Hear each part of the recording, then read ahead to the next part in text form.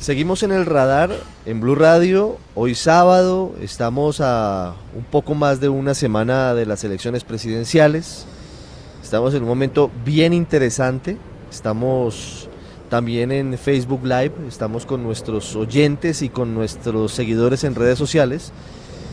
Hoy nuestro invitado es el candidato a la presidencia, Gustavo Petro, que va a contarnos cuáles son sus ideas de país, cuáles son sus propuestas. Y va a hablar también un poco sobre su vida, sobre quién es el candidato. Hemos venido con cada uno de los aspirantes a la presidencia, teniéndolos para ustedes. Doctor Gustavo Petro, bienvenido, gracias por estar con nosotros en Blue Radio. Buenos días, ¿cómo están ustedes? ¿Qué tal? Muchas gracias por acompañarnos. ¿Desde hace cuánto tiempo quiere usted ser presidente de Colombia? ¿Hace cuánto surgió esa intención de ser el presidente de Colombia?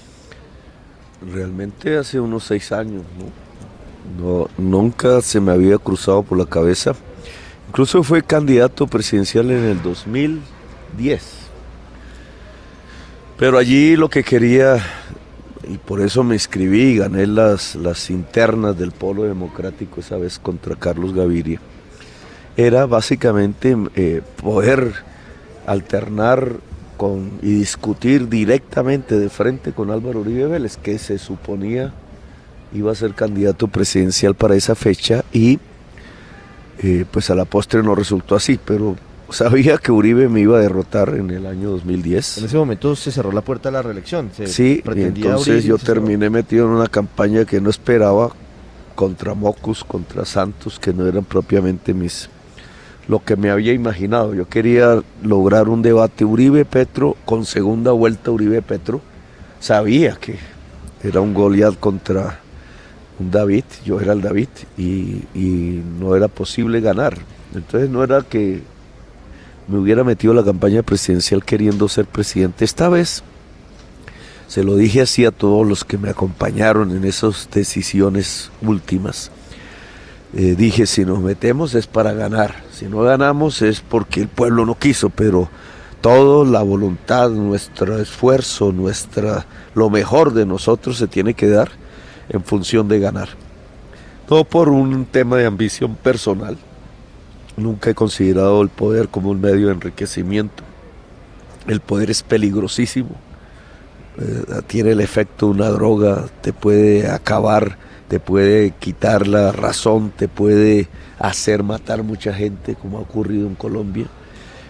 El poder, ¿para qué?, decía Darío Chandía. Recuerda usted esa famosa frase de un liberal que cruzó buena parte de la historia del siglo XX. Y él se hacía esa pregunta, ¿el poder para qué? No tiene más sentido el poder que para transformar la realidad colombiana en función de la justicia social. ¿Usted hoy sigue estando en contra de una eventual reelección presidencial? Sí, yo pienso que lo que defendí en aquel entonces que se discutió el tema en tiempos de Uribe fue un periodo de 6 años. Me parece que un periodo de 6 años es lo conveniente.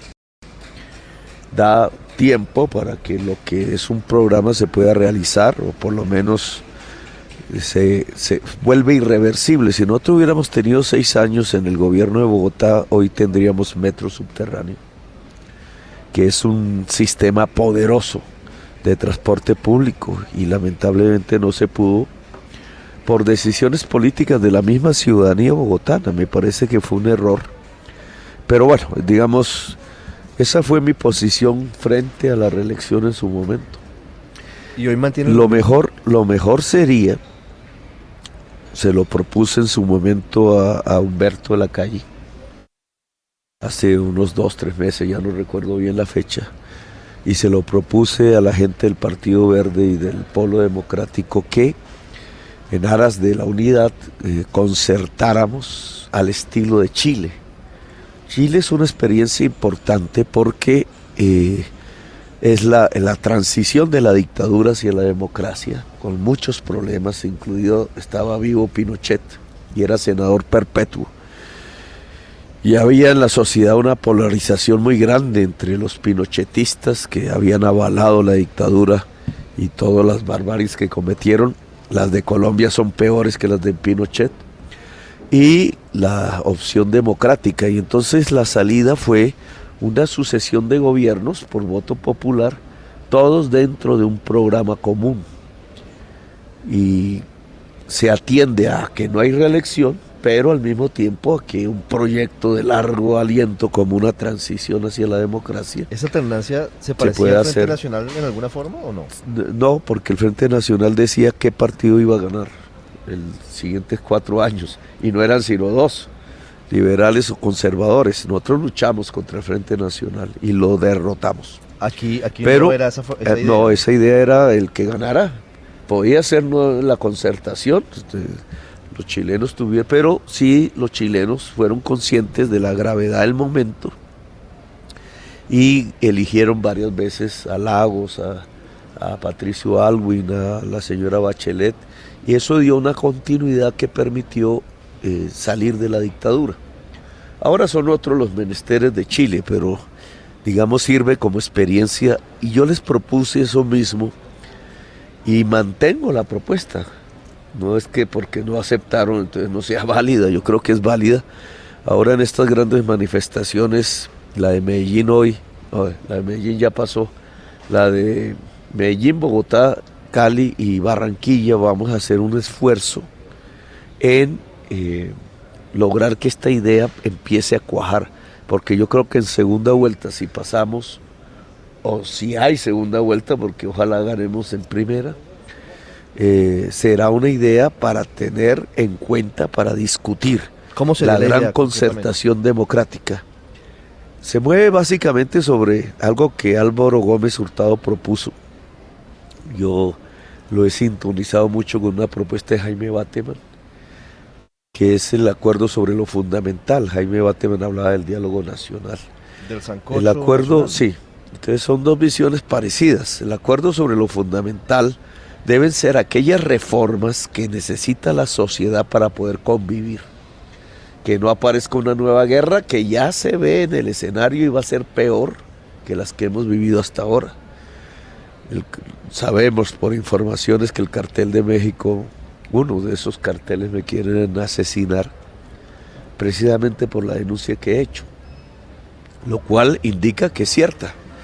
Esa denuncia tiene que ver con que los carteles mexicanos están cooptando las viejas fuerzas paramilitares aún existentes en Colombia y muchas de las guerrillas que aún quedan en función del narcotráfico, pero ya es un narcotráfico que no está en poder de carteles colombianos, sino de carteles extranjeros. ¿El cartel de Sinaloa? Sí, todos esos, los Zetas, etcétera. ¿Eso qué implica? ¿Quién le mataron a usted? Ellos. Los Zetas. El Sinaloa, es exactamente. Sinaloa. Pero digamos, no son informaciones que tenemos. Pero lo que es importante no es eso. Ya nos defenderemos. Lo importante es ver que esa es la nueva guerra contra la sociedad colombiana. Esta vez sí es contra la sociedad colombiana. Usted llega a Tumaco, que es el sitio clave de este asunto, y encuentra aviones con banderas de los Estados Unidos. Hoy el Teatro de Operaciones, así no se quiera reconocer, antidrogas en el Pacífico, está dirigido por militares norteamericanos. Y del otro lado, de las drogas, está dirigido ejércitos completos por carteles mexicanos. Estamos a puertas de una pérdida territorial real, de soberanía real del Estado colombiano y la sociedad colombiana apabullada, porque el poder de fuego es muy grande y puede ser muy superior a lo que hemos vivido en Colombia. No quiero asustar, pero creo que es el deber mío decirlo. ¿Usted cree que vamos hacia una balcanización? ¿Podría haber una...? Esa es la palabra que yo he usado. No es muy popular, porque ¿qué es balcanización? Pues los Balcanes es una guerra terrible entre ciudades, entre pueblos. Y que tiene un concepto distinto porque es una guerra, además, que tiene tinte religioso. Destruyó un estado que fue la vieja Yugoslavia, la destruyó. Esa Yugoslavia gloriosa que había sido el único país que derrotó a los nazis militarmente, sin ayuda de nadie. Y fíjese usted, se evaporó, no existe hoy. Eso es lo que se llama una balcanización, y Colombia puede entrar en eso. Dudo que Duque, si llega a ser presidente, tenga la capacidad real para afrontar ese reto. Yo creo que podríamos detenerlo, pero sobre la base de reformas sociales. No es un asunto militar, fíjese. Militar se resuelve al final, pero lo que determina una victoria militar es su base de legitimidad social. Detrás de los fusiles están los pueblos, nunca hay que olvidarlo. Cuando los fusiles se enfrentan contra los pueblos, los fusiles se vuelven nada. Eso es lo que la FARC vivió. Y en ciertas épocas la policía colombiana, el Ejército Nacional también. Aquí se necesita una fuerza pública muy ligada a un gran esfuerzo político que tiene que hacer por los dirigentes políticos del acuerdo sobre lo fundamental para las reformas que incluyan a la sociedad, entre otras, la sociedad que vive allá, que es el pueblo negro de Colombia, olvidado desde hace siglos, es la secuela de la esclavitud, y es el momento de una reparación histórica si queremos mantener ese territorio y brindar al país de esto que es su mayor peligro contra la seguridad de todos y de todas. Porque estos carteles mexicanos primero no sienten. De un narcotraficante colombiano hasta se podría esperar que tuvieran gestos de colaboración con la colombianidad misma. Sus niveles de salvajismo, que fueron altos, por lo menos estaban limitados por el hecho de que sabían que se estaban enfrentando con su propio pueblo. Sí. Pero los mexicanos no van a tener mayor reparos en hacer salvajismo. Si usted llegara a ser presidente de Colombia, hay un tema que subyace todo esto y que es un tema de fondo, y es el narcotráfico, y es el tema de los cultivos de hoja de coca. Si usted es presidente, ¿cuál va a ser la estrategia? Se habla en algunos sectores de la necesidad de recuperar la aspersión de forma controlada, se habla de continuar con la sustitución voluntaria de cultivos ilícitos que por ahora no ha dado los resultados esperados. ¿Cuál sería la política contra las drogas de Gustavo Petro si fuera presidente? Sí, mira, lo primero es reconocer que la política antidrogas hecha entre Estados Unidos y Colombia, con fuerte dominancia norteamericana, ha sido un fracaso. Creo que la sociedad norteamericana lo intuye, lo discute así, por eso han tenido cambios, pero el efecto es que hoy se pasaron a un consumo de drogas químicas de origen chino.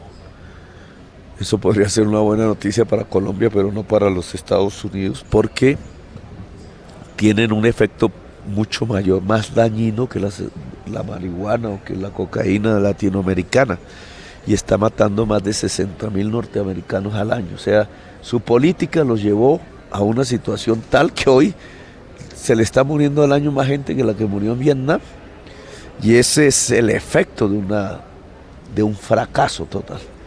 Y del lado colombiano, pues obviamente que aquí se ha ensayado la fumigación envenenando nuestras tierras y la sustitución de cultivos voluntaria, y han fracasado también. Entonces, seguir pensando en hacer lo mismo, más de lo mismo, es continuar el fracaso, con el peligro que ya anuncié aquí. Es la cartelización mexicana en territorio colombiano y la norteamericanización de la lucha contra los carteles mexicanos. ¿Qué propongo yo? Quitarle el pueblo a la mafia. La mafia tiene 3 controles hoy de grandes cantidades de población, en un caso de millones de personas, que le prestan aún sin saber los servicios. La hoja de coca, campesinado, productor de hoja de coca, los consumidores urbanos de barrios populares que están bajo la cartelización de los jíbaros y por ahí plegados a las cadenas del narcotráfico, que en muchos casos los usan ya en forma militar armada. Medellín, si estos carteles pasan a México, yo creo que ya en Medellín se está presentando el proceso, y por eso se ha elevado el salvajismo y el número de muertos en la ciudad. Es una ciudad bajo extorsión generalizada, pero ya ahí hay un mando que no está en Medellín, que no está en Colombia. Son los Zetas, los mexicanos. Eso puede llevar a una gravedad absoluta, porque ¿cuál es el problema con estos carteles mexicanos? Tienen el poder económico, hoy dominan las relaciones con los Estados Unidos, la sociedad consumidora, tienen cualquier capacidad de comprar armas como quieran y introducirlas en Colombia, armas que la guerrilla nunca usó o que las mafias de Pablo Escobar no usaron, pero que hoy las tecnologías les permitirían usar. Tienen un gran poder destructor. Entonces eso en una ciudad como Medellín, pues imagínense. La tercera núcleo poblacional, el más grande de todos, está siendo dominado por el gota a gota, el sistema de crédito usurero. Es una sujeción económica armada que le pega a millones de colombianos. Es un 20% mensual de interés, 10 veces más que un banco comercial. Es el producto de la ineficiencia de nuestra banca privada que no cubre las necesidades de crédito de la gente. Pero ese vacío lo llenó la mafia. Entonces tienes 3 grandes controles poblacionales. Cuando alguien habla de control poblacional ya está hablando de poder político. La mafia tiene poder político en Colombia. Cuando un asesino tiene poder político puede generar un genocidio. El caso Hitler. Colombia ya ha vivido eso. 200.000 muertos no lo hace cualquier asesino. Para lograr 200.000 muertos en Colombia en las últimas 2 décadas, esa mafia que hizo eso tenía poder político. Yo la denuncié. Entonces, ¿qué hay que hacer? Separarles la población, quitarles la población. En el caso del campesinado productor de hoja de coca, yo planteo la sustitución de tierras, concepto que nuestra clase dirigente no ha querido porque le teme. No quiere hacer algo que es fundamental para el desarrollo industrial de Colombia, que es modernizar la tierra fértil. En la tierra fértil no se produce hoja de coca. Y los campesinos están en tierras infértiles, en las selvas, produciendo hoja de coca. ¿Por qué? Es decir, usted plantearía mover a los campesinos a unas tierras productivas. Porque es que ya lo hicieron, pero al revés. Esos campesinos no nacieron allá. Esos campesinos llegaron allá expulsados del interior de la frontera agraria por procesos de despojo, de violencia. Y hay que devolver un poco la rueda de la historia y volverles a entregar tierra productiva, eso es voluntariamente si quieren. Pero ese es un proceso que Colombia no puede darle más largas. Y si no es voluntariamente, ¿con qué mecanismo? Entonces tienes la sustitución de cultivos, pero con propiedad de la industria. Y ese es un tema que también es nuevo. O sea, cuando usted mira la hoja de coca, que es una planta selvática, nació en el Amazonas, los indígenas ancestrales la reconocieron y la volvieron parte de su cultura. Esa planta tiene en su fase hacia la cocaína una fase industrial, una industrialización, que es la elaboración de la pasta. Esa la está haciendo el mismo campesino. El campesino no vende hoja de coca, el campesino vende pasta.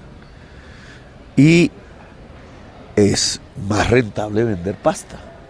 Si usted le pone como sustitución de cultivo sembrar yuca y la yuca no la industrializa, pues ya de entrada está perdiendo rentabilidad y por eso vuelve otra vez a la producción de hoja de coca. Entonces, un proceso de sustitución de cultivos tiene que ser con industrialización. Por ejemplo, el gobierno de Santos ha liderado sustitución por cacao. Cacao es un cultivo de largo aliento, pero si no hay la industria de chocolate ahí en la zona, no es tan rentable como la coca. Entonces, poner la industria de chocolate ahí bajo la propiedad de los mismos campesinos cultivadores de cacao es clave. No es poner al gran industrial allí porque él se queda con la rentabilidad y lo mismo da. Es que el campesinado logre ser copropietario de la industria. ¿Y de dónde sacaría la plata para emprender esa política? Porque la eso cuesta plata. Es lo que ha habido, lo que pasa es que la están robando. Plata, los gringos han dado todo lo que quieras en eso, y Colombia podría hacer un propio esfuerzo presupuestal. El problema no ha sido financiero, el problema ha sido la voluntad política. Una, de cerrarle el paso al campesinado, a la tierra fértil, que hoy está en manos del narcotráfico en forma general. O sea, mientras castigan al campesino y se lo llevan preso por sembrar hoja de coca, paradójicamente en Colombia, gracias a los vínculos políticos del narcotráfico con el poder político, se estimula el narcotráfico al permitirles tener la tierra fértil de Colombia sin producir nada. Entonces, esos pastizales que usted ve en el Magdalena Medio, en el Caribe colombiano, en Piedemonte Llanero, es eso. Y es un crimen contra la misma sociedad colombiana, porque esos son puestos de trabajo perdidos, es la posibilidad de industrializar a Colombia perdida, simplemente porque tenemos una clase política incapaz que se orina en los pantalones cuando ve y se abraza con los narcotraficantes. Hablando de la eventual posibilidad de aspersión de los cultivos existentes, ¿usted la ve posible en un gobierno suyo? No, eso no sirve para nada. Mira, de algo hay, si los oyentes que me están escuchando, les aconsejaría, miren, desconfíen de todo político que dice groserías, palabras duras contra los jóvenes consumidores de hoja de drogas, contra los campesinos productores. Cada vez que eso pasa, ese mismo político se está abrazando con el gran narcotraficante. Esa es la política de doble moral en Colombia. Entonces, todos lo sabemos, desde la denuncia de Galán, quienes asesinaron a Galán, que lo anunciaba, que nos prevenía de lo que iba a ser la toma mafiosa del Estado, los asesinos de Galán terminaron gobernando Colombia. Y esos son los que más duro le dan, porque entonces tienen que demostrar hipócritamente que están contra el narcotráfico, y lo que usan, como no se pueden ir contra el gran narcotraficante, que es el que lo financia, que es su amigo, entonces se van contra el joven consumidor. Las señoras madres de cada familia pues ven ahí como una realidad, y es el peligro que su hijo consuma drogas, y le crea ese discurso, pero ese discurso es mentiroso. O la fumigación, entonces envenenamos los ríos, la tierra, la gente, los niñitos, para aparentar que libramos una lucha contra el narcotráfico que es falsa. Primero, porque la cocaína sigue exportándose, y segundo, porque esos mismos que lideran ese tipo de programas políticamente están ligados fuertemente al narcotráfico. No, el narcotráfico hay que darle en la cabeza. El joven consumidor de drogas lo que debe tener es médicos, es decir, usted mantendría la dosis personal, no acabaría con la dosis mínima. Eso existe, pero no es la dosis personal el problema. El problema está en el sistema que tiene el Estado de prevención. Como se lo delegó a la policía lo que hace es llevarse a esos jóvenes a un calabozo, y ahí sí que se complican las cosas. Mira, yo conocí la cárcel, viví en la cárcel 1 año y medio por mis ideas políticas. Muy joven, tenía 24 años, ahí me volví hombre, porque yo vivía todavía pues en Zipaquirá, muy entre los míos, ¿no? Como todavía en el calor del hogar.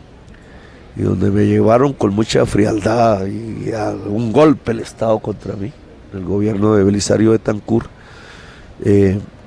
fue ahí, me llevaron a la cárcel, y ahí había un decreto, no me acuerdo ya el número, que penalizaba la dosis.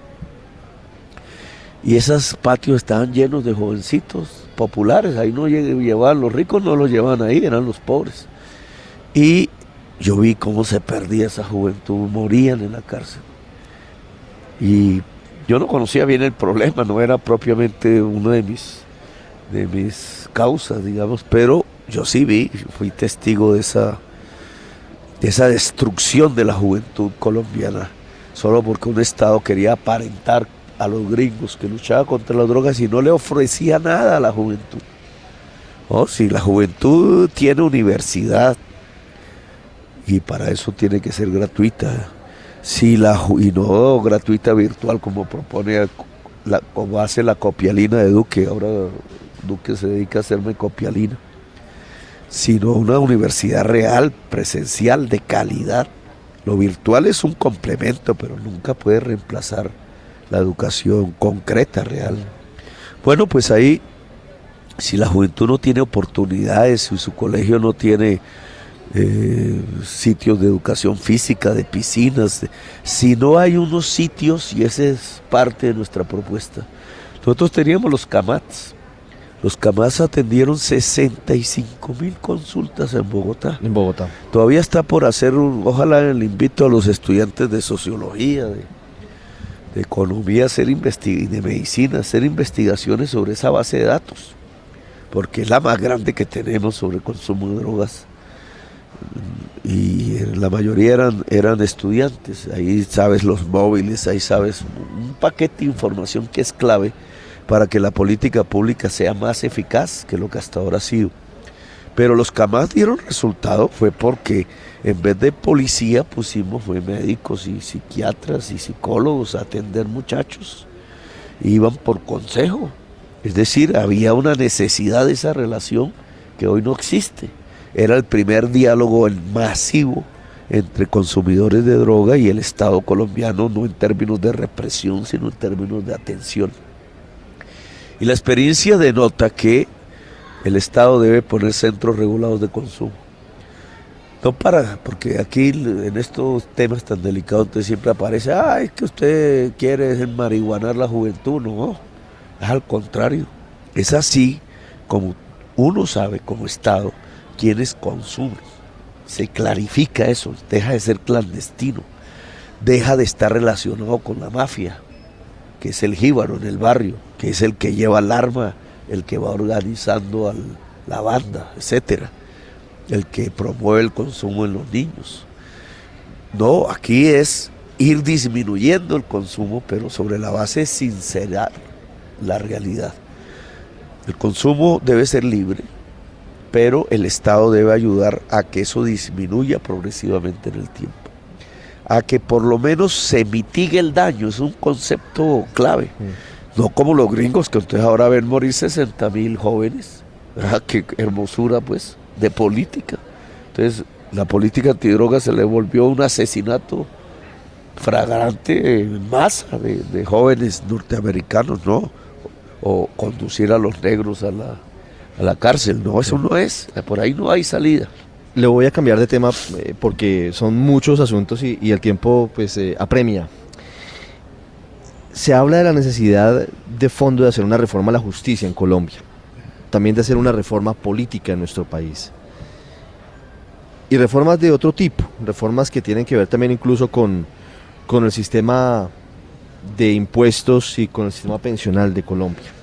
Si usted llegara a ser presidente, doctor Petro, ¿cómo los promovería si en teoría no tendría apoyo parlamentario? ¿Usted insistiría en una asamblea constituyente? Sí. La constituyente es el mayor proceso de poder de una sociedad y una sociedad no debe renunciar nunca a eso. Lo que pasa, y entiendo, digamos, los resquemores por lo del vecino, pero no se trataría, nosotros no necesitamos reformar la esencia de la Constitución del 91, al contrario, lo que hay es que aplicarla. Parte de la violencia colombiana que surge en el siglo XXI tiene que ver es con no aplicar la Constitución, porque nosotros tenemos aquí anclados en la cultura, en las formas de pensar de la gente y en la estructura económica real del país, una premodernidad, un feudalismo. Es un país semifeudal en muchos aspectos, pero además con un complique. Hay una fuerte articulación entre el feudalismo y el narcotráfico. Fíjese usted que los narcotraficantes colombianos no hicieron industria, como un capitalista hubiera hecho. No se conoce casi ninguna empresa industrial, que yo sepa, pues. Lo que hicieron fue coger la tierra, que es feudal, y no para producir en ella, sino para volverla una renta. Ahí en la tierra de Colombia está la caja de ahorros del narcotráfico. El excedente cocainero está ahí metido, en el valor de la tierra. Entonces, se me fue la paloma. No, esas reformas no podrían hacerse vía Congreso. Bueno, entonces digamos... Hay gente que dice que una constituyente sería un salto al vacío. Estas fuerzas reaccionarias muy atrasadas que lamentablemente por culpa de la FARC han tenido mucho apoyo popular. Es la primera vez en la historia de Colombia que las fuerzas más reaccionarias del país, las más atrasadas, las más anacrónicas, tienen respaldo mayoritario del pueblo. Y eso es gravísimo, eso es el camino de la Alemania de Hitler. Antes existían esas fuerzas reaccionarias, pero nunca tuvieron apoyo popular. El pueblo siempre reaccionaba contra eso, hoy sí. Y contra eso es que luchamos. Duque es el representante de eso, así él no quiera, pero lo es. Y esas fuerzas se encargaron de no dejar aplicar la Constitución del 91. Entonces, hoy se trata es de aplicarla. Pero la Constitución y las leyes tienen unos aspectos que ya denotan, después de 25 años, que no sirven. Por ejemplo, todo el tema de salud, todo el tema de pensiones que usted me pregunta, no sirve. La reforma de justicia fue un fracaso. La reforma de la política, pues ni hablar. Entonces, y el tránsito hacia una sociedad productiva. Entonces, digamos, esos vacíos hay que llenarlos. Por eso la constituyente, si el Congreso no quiere, porque hay que darle la oportunidad al Congreso. Es decir, no sería automático. Usted presentaría las reformas ante el Congreso. Sí, pero eso depende del Congreso. Usted mismo lo ha dicho. Hay elementos que llevarían a pensar que se podría. Yo apostaría que se pudiera. Pero si el Congreso no quiere, la voz del pueblo tiene que hablar.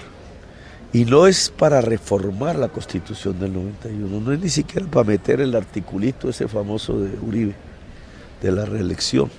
No, es para hacer estas reformas gruesas que ya se nota que la Constitución del 91 no les dio respuesta y que hay que hacerla y ponerla a tonos del siglo XXI. Podría ser por vía de ley, sí, pero depende del Congreso. Doctor Petro, para concluir, porque se agota el tiempo, la última pregunta, intento unir varias cosas. De críticos, de sus detractores y de un sector de la gente que señala que usted promueve la lucha de clases, que usted es un populista, que usted es castrochavista y recuerdan su cercanía con Hugo Chávez y su cercanía en su momento con el gobierno de Venezuela. ¿Qué les responde usted a ellos? Sobre todo en perspectiva de que usted puede ser presidente de Colombia. La gran discusión de las ideas políticas del mundo, decir lucha de clases y populismo es una contradicción, porque el populismo precisamente lo que avalaba era que no hubiera lucha de clases, sino alianzas de clases. Ese es Perón, que es el mayor populista latinoamericano. Él avalaba, era una alianza entre empresarios y trabajadores, obreros, para derrotar el feudalismo en las tierras. Entonces, digamos, ahí hay la lucha de clases es un concepto marxista. No, el marxismo no es populismo, el marxismo atacó el populismo ruso, por ejemplo. Porque el populismo ruso creía que se podía, sin pasar por el capitalismo, hacer una nueva sociedad desde el feudalismo ruso. Ese era y por eso lo atacaron. En esto hay que estudiar un poquito, yo invitaría, porque se usan las palabras demonizadas sin saber qué significa. Entonces, el populismo es una alianza de clases y tenía como objetivos el fortalecimiento nacional y la modernización en América Latina. Ejemplos de eso, Getúlio Vargas, Perón, y yo hablaría un poco de Gaitán, que se proponía eso mismo. Ahora, el que habla de lucha de clases es un marxista y está proponiendo derrotar una clase social, la burguesía, por poner una clase social en el poder, el proletariado. Esa es la visión. No significa que no existan las clases. Quien niegue la existencia de clases sociales en Colombia significa que está en otro país. Y que no haya conflicto de clases, es que eso ya existe. Cuando te matan un poco de campesinos o de indígenas, por ejemplo la matanza del Nilo, porque ellos querían tierra y los poseedores de esa tierra no, eso se llama lucha de clases. ¿Usted la promueve? No, ese es otro concepto diferente, porque nosotros reconocemos ese conflicto social y tratamos de solucionarlo pacíficamente. y una solución pacífica, porque si no nos vamos a la guerra de nuevo. Eso es lo que quiere Duque, que volvamos a la guerra. ¿Por qué ellos quieren volver a la guerra?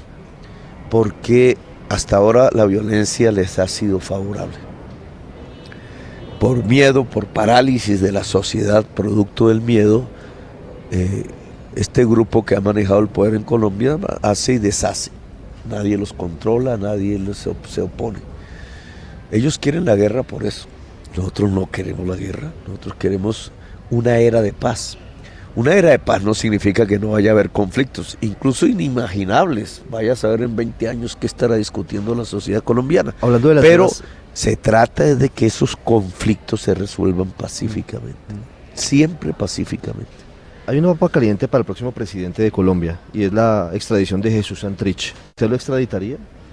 Yo voy a mirar bien esos papeles. Quien tiene jurídicamente, o las normas colombianas, quien tiene que hacer ese esfuerzo de mirar los papeles, de saber qué es lo que hay ahí, es la JEP, ¿no? La Justicia Especial para la Paz, que ya está nombrada, es independiente de Petro. Yo no la nombré. Nadie podrá decir que es que yo voy a manejar la JEP. Pero si llegara a su despacho, ¿lo firmaría? No, esa JEP, ojo, esa JEP tiene que dar un informe de acuerdo, sí o no. ¿Cierto? A eso tiene que llegar.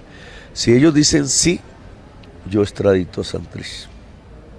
Si ellos dicen no, valorando las pruebas, yo no extradito a Santrich. Aquí van a editar esto porque entonces ese pedacito en donde digo yo no extradito a Santrich lo ponen como si fuera mi frase. No, señor. Pero no por su culpa, es que hay unas cadenas que se dedican a eso. Pagas por las campañas presidenciales de mis contrincantes, pero quiero que quede claro, quien toma la decisión en realidad es la JEP, que es la Justicia Especial que sale de los acuerdos de paz.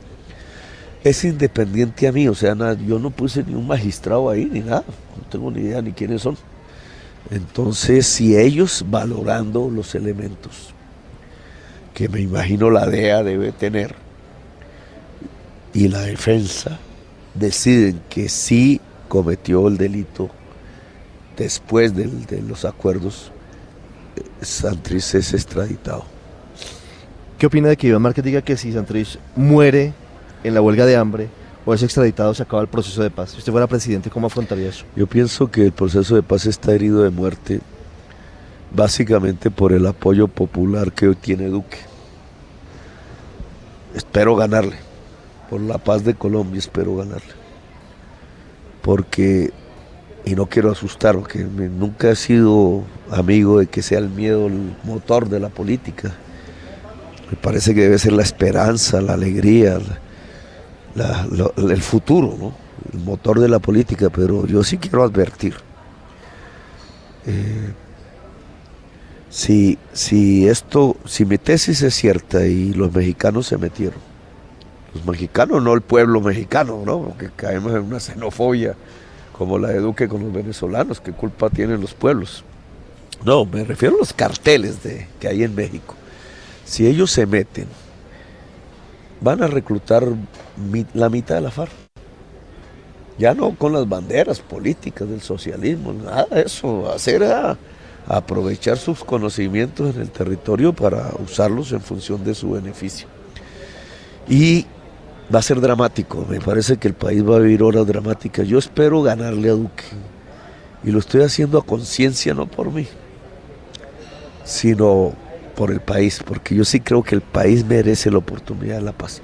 Duque no tiene ni idea de lo que está pasando en Colombia. Duque no tiene ni idea de qué es este proceso de balcanización real y de su poderío de fuego, de muerte que puede desencadenar en Colombia. No tiene ni idea, ni se le pasa por la cabeza cómo solucionarlo. Él le dicen los gringos asesores que tiene su campaña bien pagos, no, usted diga que va a fumigar y no se pone a pelear con Trump.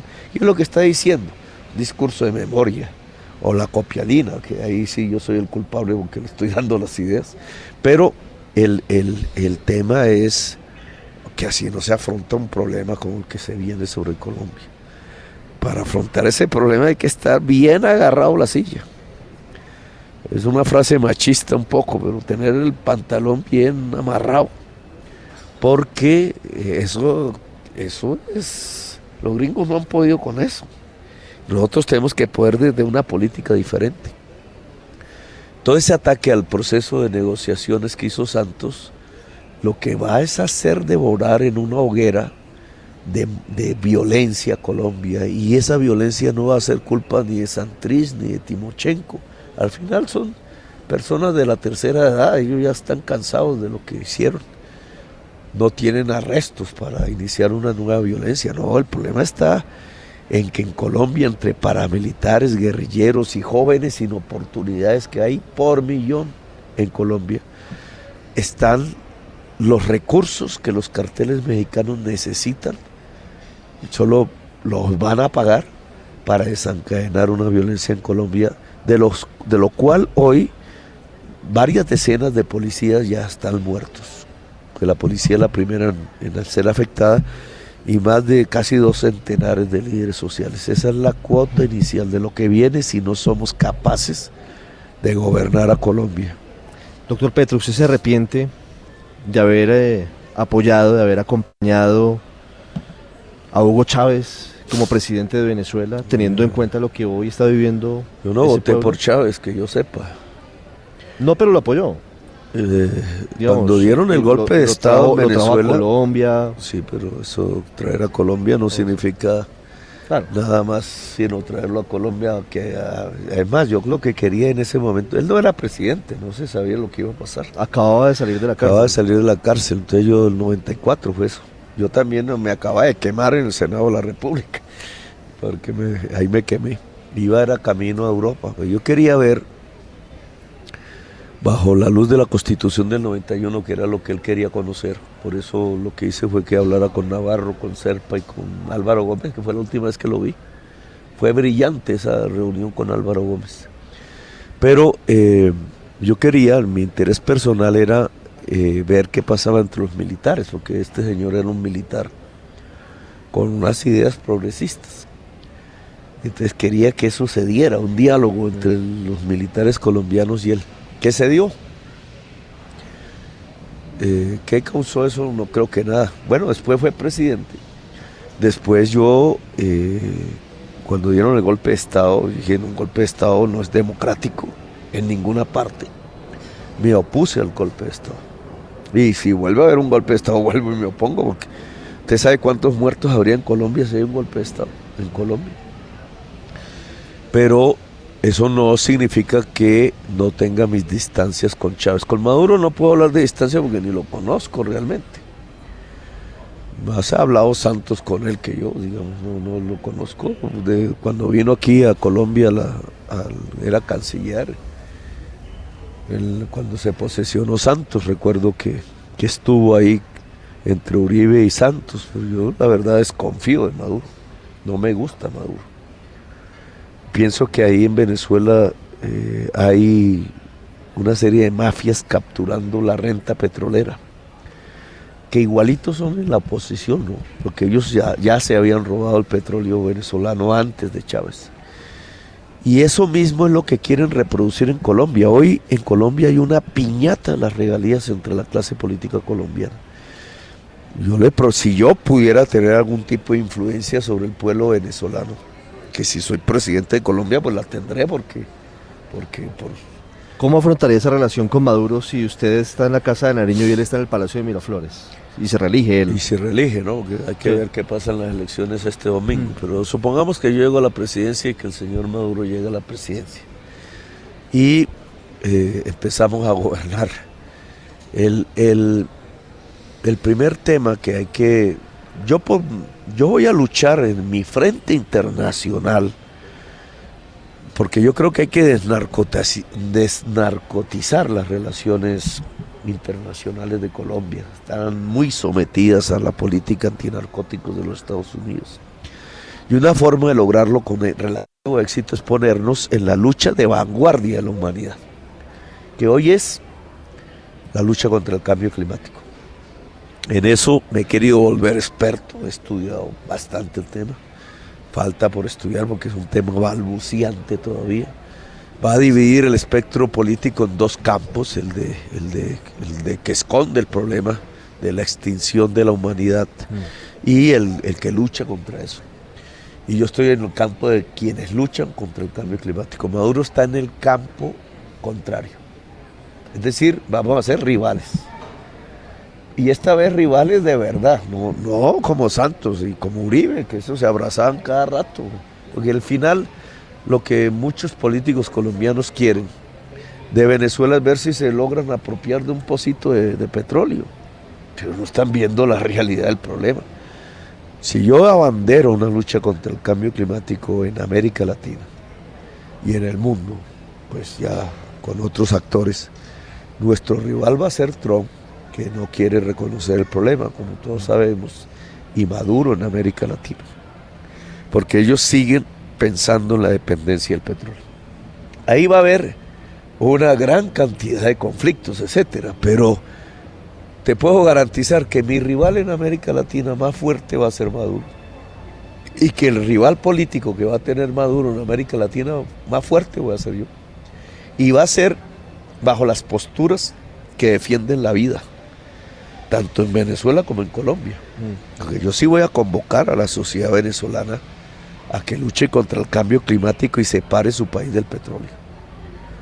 Y eso va a implicar, no voy a ingerir, porque está prohibido, usted sabe, la injerencia extranjera, pero sí voy a prohijar todas las fuerzas que quieran, ojalá juveniles, porque yo le apostaría mucho a esa juventud venezolana de hoy, a la lucha contra el cambio climático. Eso los va a poner distantes de la actual oposición, que mucha es corrupta, y del gobierno, que es completamente corrupto. Y va a ser la esperanza de una nueva Venezuela, que nosotros esperaríamos que surgiera. Si usted llegara a quedar por fuera de la segunda vuelta, y la segunda vuelta fuera Iván Duque, Germán Vargas, ¿usted votaría por Germán Vargas? No, yo digamos, pienso que ahí no tenemos nada que escoger. Ya es la oposición, cualquiera que gane, nosotros seríamos la oposición. ¿Dejarían libertad a la gente que usted lo siguió hoy para pues en libertad siempre está, porque yo no tengo un voto amarrado. Eso es una pregunta para los clientelistas que tienen el voto amarrado. No, yo no tengo voto amarrado y la gente es libre, como va a mis manifestaciones es libre, pero mi posición pública, política, es que yo no votaría por nada que signifique el atraso de Colombia, y ambos lo representan, el atraso, la corrupción y la violencia. Doctor Gustavo Petro, muchísimas gracias por estos minutos gracias para a usted, los oyentes del Radar y para amables. la gente en Facebook Live. Al Radar. Sí, señor.